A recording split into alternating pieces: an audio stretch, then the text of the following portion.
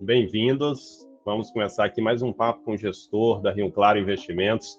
Hoje estamos aí com uma presença ilustre, que é o Lucas Hadi, que está aqui para agregar na nossa equipe de gestão, uma pessoa muito capacitada que está entrando agora também aqui na Rio Claro, e a partir de agora vai ser quem vai estar participando junto com a gente aqui no Papo com o Gestor. Bom, Lucas, primeiro passo, antes da gente começar a falar aí sobre o mês de outubro de 2022, queria que você se apresentasse, falasse um pouco do seu currículo e sua caminhada até chegar aqui na Rio Claro Investimentos. Obrigado, então, Pedro. Prazer a todos que não me conhecem, imagino que a maioria de vocês. Meu nome é Lucas Hadi, eu estou há mais de 10 anos no mercado financeiro e eu sou profissional certificado CFP, CFA, entre outras, e já fui consultor de ativos, CVM, já fui planejador financeiro independente e gestor de carteiras, e agora eu venho aqui para Rio Claro, uma casa com quem eu sempre tive muita afinidade, para agregar para o time de gestão. Bom, hoje vamos falar sobre o mês de outubro, um pouco do que aconteceu nos mercados, o que aconteceu aqui no Brasil, um mês de vários acontecimentos e um pouquinho até já do começo de novembro, quando a gente teve a eleição do novo presidente do Brasil.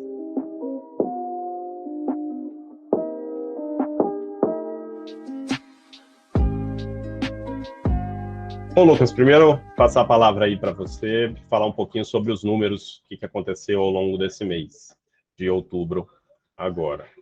Isso, o mês de eleição, ele sempre surpreende, né? A gente sempre acredita que vai ser um mês complicado, e sempre é um mês volátil, mas quase sempre a gente vê um mês que surpreende positivamente. Dessa vez não foi diferente, né?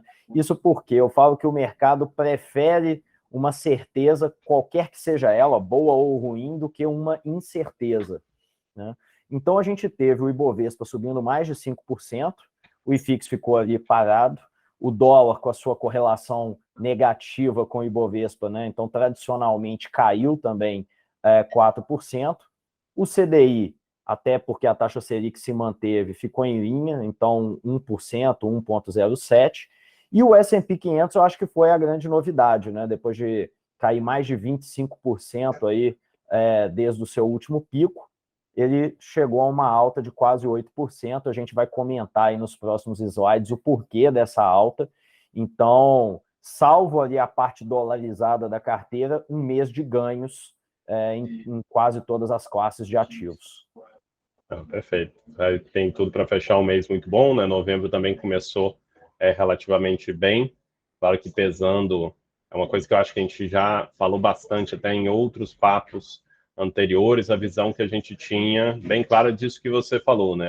A incerteza da eleição estava segurando muito, falando até com gestores lá fora, os investidores não estavam tão enviesados para um ou outro, mas queriam saber o que ia acontecer para saber como investir aqui no Brasil, e já começou a entrar um pouco mais de dinheiro no Brasil, lá de fora, no comecinho de novembro, já com essa realização, né, definição da eleição. Completar só, isso que você falou é perfeito, e por mais que seja, eu acho que uma unanimidade, o entendimento de que a equipe econômica do candidato, né, Bolsonaro, era uma equipe econômica muito bem recebida, o presidente Lula, ele tem um appeal no cenário internacional muito interessante, por ser visto talvez como mais previsível, né? O presidente Bolsonaro, ele tem esse quê de imprevisibilidade, talvez que lá fora eles associem um pouco com o Trump. Então, nesse primeiro momento aí, nos primeiros pregões de novembro, a gente viu algumas altas aí, muito devido à entrada de capital estrangeiro por causa desse fenômeno. Então, vale comentar isso também. Perfeito. E aí, vamos falar então, antes de se aprofundar um pouco mais no cenário interno, o que aconteceu lá fora ao longo desse mês, né? Até porque, com todos esses calores emocionais aí das eleições, acaba que muita gente nem sabe bem as notícias, né? Os noticiários brasileiros praticamente só falaram de notícias internas do Brasil ao longo desse mês. Isso aí. E eu acho que o cenário externo vai ser cada vez mais importante, né? Muito tem se falado. O presidente Lula vai pegar agora um cenário externo que não é o de 2002 a 2010 ali que ele pegou, né? Que foi um momento muito bom do mundo com um ciclo de commodities fantástico. Ele está pegando um mundo muito complicado. Então você vê a China crescendo muito abaixo do esperado ali, menos do que 4%. E aí você teve agora, em outubro, o Congresso, né, o 20º Congresso do Partido Comunista, onde o Xi Jinping continua ali no seu mandato, e ele se reafirmou como grande líder. Tudo indica, né, ao concluir esse mandato aí de mais 5 anos, né, caso não aconteça uma reviravolta ou ele morra no meio do caminho, que ele vai se tornar o maior líder desde o Mao Tse-tung. E ali no Congresso foi muito acalorado, porque eles tiraram uma série de lideranças de dentro do Congresso, então mostrando ali que eles estão caminhando para ficar mais e mais autoritários. Isso é muito mal visto mundo afora, porque você começa a perder a previsibilidade sobre a China, que é desnecessário dizer o tamanho desse governo, o tamanho dessa economia, o tamanho da potência que eles são, ao mesmo tempo que nesse cenário deles tendo uma economia talvez de um crescimento um pouco mais moderado, eles passam a não exportar deflação para o mundo, né? Eles tinham uma produtividade tão grande que a produtividade deles exportava deflação, no exato momento em que o mundo está precisando de alguma deflação, dada essas taxas de inflação mundiais. Então, esse foi o cenário ali da China, que apesar de ter algum crescimento revisado para cima, ainda é um crescimento mais tímido do que a gente está acostumado. Até com Paulo Guedes falando aí a frase que ficou famosa, né? O Brasil vai crescer mais do que a China. Então, para a gente ver a relevância dessa notícia. Focando ainda em China, queria que falasse um pouquinho, assim, porque a gente vê 2 pontos ali dentro, né? Primeiro que é o maior parceiro comercial do Brasil, então isso diminui a entrada, essa questão de entrada de dinheiro dessas relações comerciais, mas, ao mesmo tempo, uma coisa que a gente já veio falando de outros bate-papos também, é que o Brasil começa a se tornar, entre os emergentes, talvez o único que sobra, né, para investimentos, uma vez que a Rússia é realmente praticamente proibido investir lá nesse momento, e a China, com todas essas mudanças, vem espantando o investimento externo lá também. É isso aí. E o Stuberg soltou uma frase interessante. Ele falou assim: o Brasil está ganhando o jogo por WO, né? Ou seja, está todo mundo fora do jogo, sobrou o Brasil. Então, vem capital para cá. Que boa notícia para a gente. Esperamos que isso se concretize mesmo. E na hora que eu falar ali de cenário Brasil, vai dar para todo mundo ver que realmente estamos num cenário interessante. Perfeito. Aí, continuando aí, né, na parte dos Estados Unidos. Vamos lá, falar dos Estados Unidos. O S&P subiu 8% quase nesse mês agora, depois de tantas quedas. O que aconteceu foi o seguinte, houve uma revisão do crescimento ali do PIB, né, da economia dos Estados Unidos. Então, para cima essa revisão, então isso afastou a possibilidade de recessão, né? Se você olhar que recessão são 3 trimestres de decrescimento econômico, você vai e afasta essa possibilidade, o que estava todo mundo falando de estagflação, que é o terror de qualquer economia. Por quê? Eles estão na maior inflação dos últimos 50 anos da economia e, ao mesmo tempo, estavam decrescendo. Aí você teve essa revisão para cima do PIB americano, então a economia foi e deu uma respirada. O mercado de emprego dos Estados Unidos ainda aquecido, então está tendo um cenário ali de mais tranquilidade, de que pelo menos a estagflação está afastada.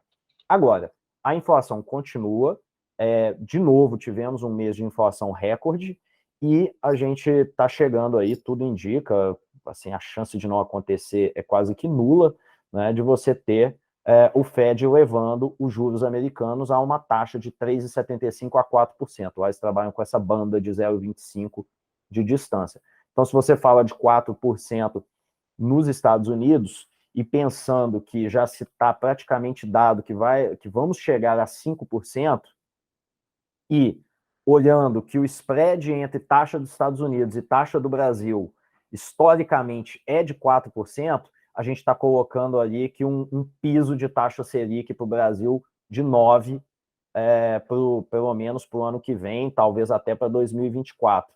Então, cabe pensar aí, talvez, que a gente está falando de uma Selic de 2 dígitos por um tempo razoável. Perfeito. Só reforçando esse último ponto, né, para o pessoal entender, o nosso juros nunca pode ser o mesmo juros dos Estados Unidos, porque ninguém investiria aqui, sendo que é muito mais seguro investir lá. Então, a gente tem que ter sempre uma diferença ali, que é o risco Brasil, né, para poder ter capacidade de captar investimentos para cá e ter esse diferencial de juros. Então, os Estados Unidos aumentando os juros, aumenta o piso possível do nosso juros aqui no Brasil. Isso aí. Aí, indo para a Europa agora, a gente tem a Inglaterra, né, onde a gente teve a primeira-ministra saindo depois de uma atrapalhada lá, né, a Truss, onde ela tentou uma política fiscal totalmente desastrosa, né? Você está num mundo de inflação, ela tentou baixar, fazer um corte de impostos nunca antes visto. Isso levou os títulos britânicos a desvalorizarem demais. Aí o governo britânico teve que entrar comprando títulos para segurar o preço, ou seja, gastando dinheiro ali, né, tirando dinheiro da economia. Então você vê, ela queria colocar dinheiro na economia, diminuindo os impostos, aí ela teve que tirar dinheiro da economia comprando título, virou uma grande confusão. O risco da Europa foi às alturas, porque, poxa, você está falando de uma das grandes economias do mundo, grandes economias da Europa, então ela acabou renunciando, foi um mandato super relâmpago. E aí você tem agora o Sunak, que tinha ficado em segundo lugar quando a Truss assumiu. Ele é um ex-banqueiro, não se espera que ele faça, né, algo do tipo, até por toda a experiência e o histórico que se conhece dele. E então ele ainda está assumindo, não tem nenhuma grande política que ele já sinalizou, mas isso deu uma tranquilidade muito grande ali para a economia do Reino Unido. E o banco central deles, né, o Bank of England, vai aumentar aí quase que certo também a taxa de juros deles em 0,75, seguindo o passo de União Europeia e Estados Unidos, porque também estão com uma inflação recorde no contexto histórico. Então, essa inflação é mundial, não há o que se discutir. Tá? E olhando a zona do euro, ali talvez foi uma situação mais tensa, né? Você está com um crescimento muito baixo e com uma inflação de 10,7% ao ano. 10,7% é alto no Brasil, imagina na Europa. Né? Então, o Banco Central Europeu já aumentou em 0,75 a taxa deles, está em 2,25, e você tem ali ainda a questão da crise energética, né? Uma grande confusão por causa da guerra da Ucrânia com a Rússia. Então, muito gás foi comprado, e aí parece que compraram gás em excesso, agora não tem onde estocar o gás, e aí isso se completou com a briga entre Estados Unidos e Arábia Saudita, que são historicamente parceiros, também fazendo o preço do petróleo agora dar uma disparada num momento em que não se podia ter mais um fator inflacionário no mundo. Realmente a Europa, né, ou a zona do euro ali, vamos dizer assim, num momento extremamente complicado. Perfeito, né? Então, assim, mais uma vez, a gente vê aí os efeitos de tudo que vem acontecendo no mundo, né? A gente está com um mundo muito diferente do que o que a gente tinha há alguns anos atrás, e economicamente e politicamente, né? Então, tudo isso impacta bastante na economia como um todo, e, mais uma vez, o Brasil ainda um pouco blindado disso pela distância geográfica, pela uma economia um pouco mais fechada, e a gente estava olhando muito para o cenário interno até agora, né? E como você falou, provavelmente a partir desse momento o externo deve ditar bastante o que vai acontecer aqui. Aí falando um pouquinho sobre o cenário externo agora. Interno. Interno, perfeito. Isso. Vamos lá. Aí você comentou, a gente nunca viveu esse cenário no século, né? No século é a primeira vez que a gente vive isso. E aí você olhar que a maior inflação da história dos Estados Unidos nos últimos 50 anos, você tem pessoas de 60 anos que não sabem o que é isso, né? Porque eram muito novos quando aconteceu a última crise de inflação. Então, realmente, todo mundo muito complicado, você vendo países como a França adotando políticas que aqui no Brasil a gente sabe que não funcionam, né? Que é congelamento de preços e por aí vai, né? Isso até a gente vê os gestores brasileiros lidando bem com essa situação, né? Enquanto os gestores americanos ficaram bem perdidos por nunca terem vivido algo parecido. Economista e gestor que sabe lidar com inflação, a gente exporta, né? Essa é uma característica boa do Brasil.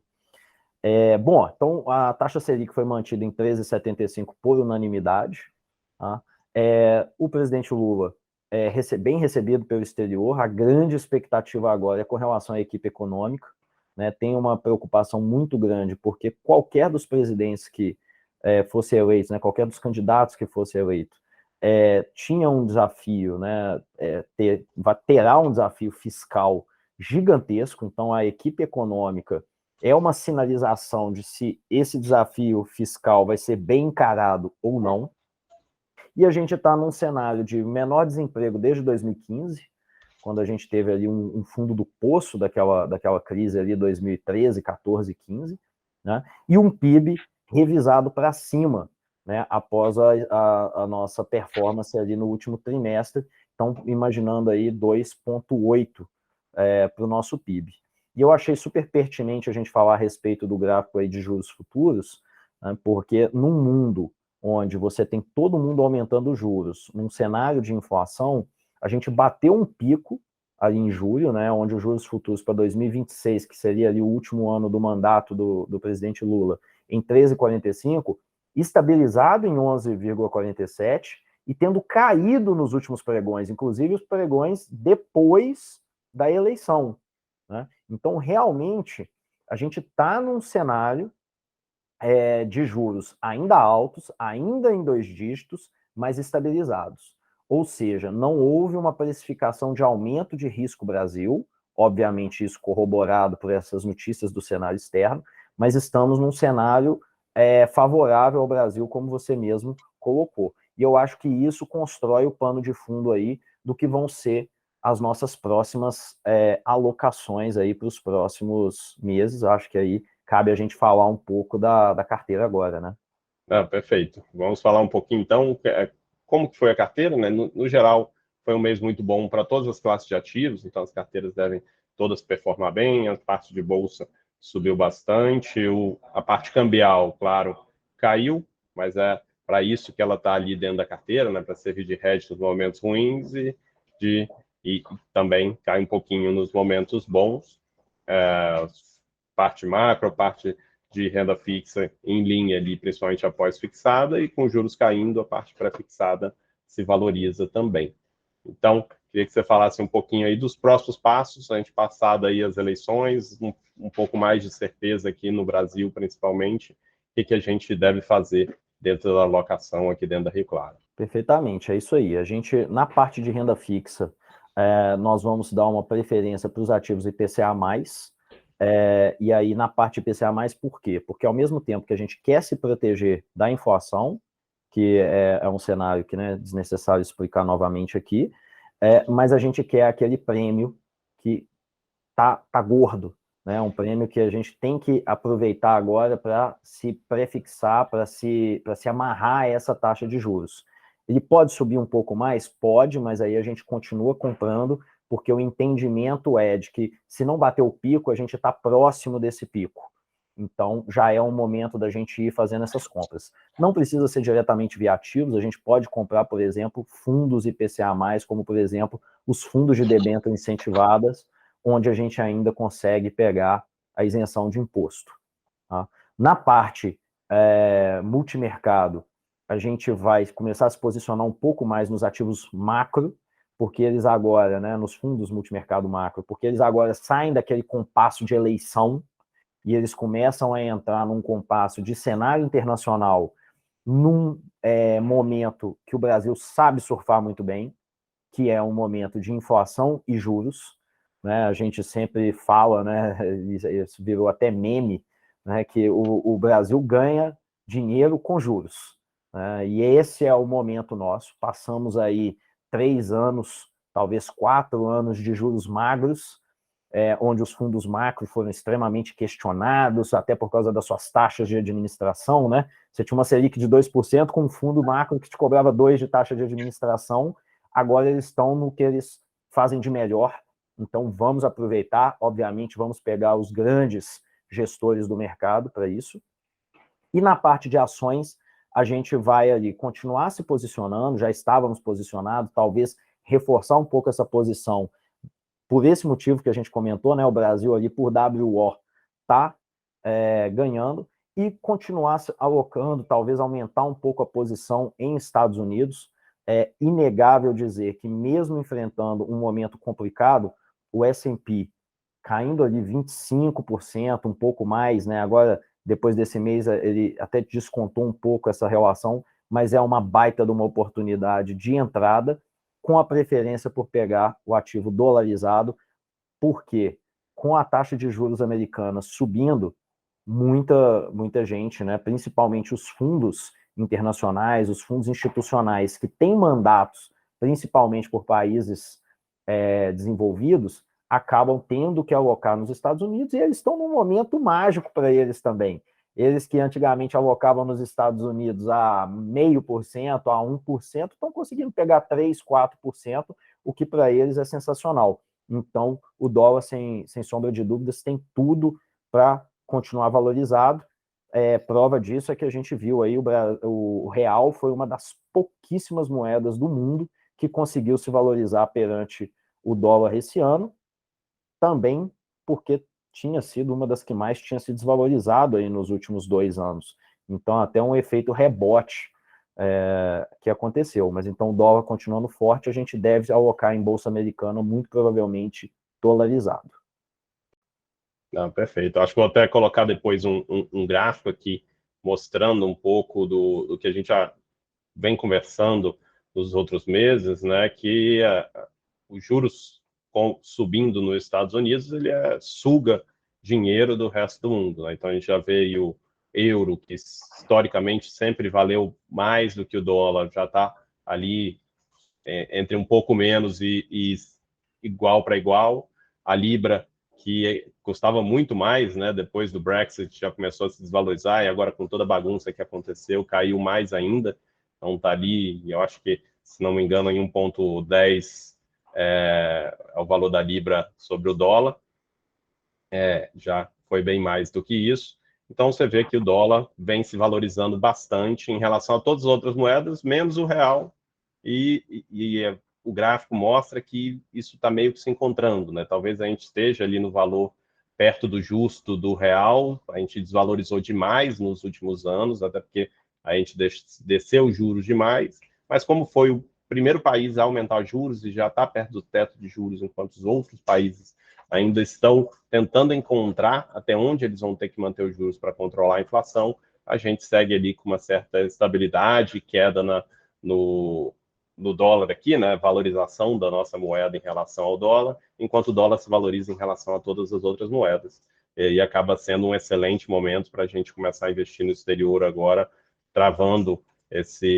pegando um dólar mais barato para a gente, que já está mais caro para as outras pessoas, e com ações muito mais baratas, né? A gente viu ali ao longo da pandemia, até nas nossas carteiras, né, as posições de exterior sendo o principal destaque, porque a Bolsa Americana não parava de subir em um momento. É claro que em algum momento isso teria que se corrigir, e agora a gente está vendo essa correção bem forte lá fora. Nas nossas carteiras a gente está ainda abaixo da alocação ideal para quase todos os clientes, então dentro daquele percentual cada cliente tem que ter de exterior, quase todo mundo está abaixo, a gente não fez esse rebalanceamento para aumentar a posição, e provavelmente vamos começar a fazer aos poucos aí ao longo dos próximos meses. Bom, Lucas, acho que foi um excelente papo, a gente até se estendeu um pouco mais do que o normal aqui.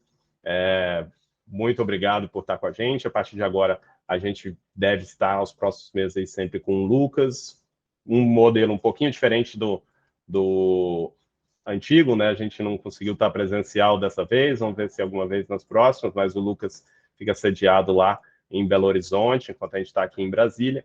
E muito obrigado aí a todos que assistiram, sigam nas redes sociais. Ao longo do mês, podem mandar dúvidas para o seu consultor financeiro, que a gente responde elas aqui no próximo Papo do Gestor, que vai falar sobre o mês de novembro, que estamos começando agora. Obrigado, Jobim. Obrigado a todos. Até o próximo Papo com o Gestor.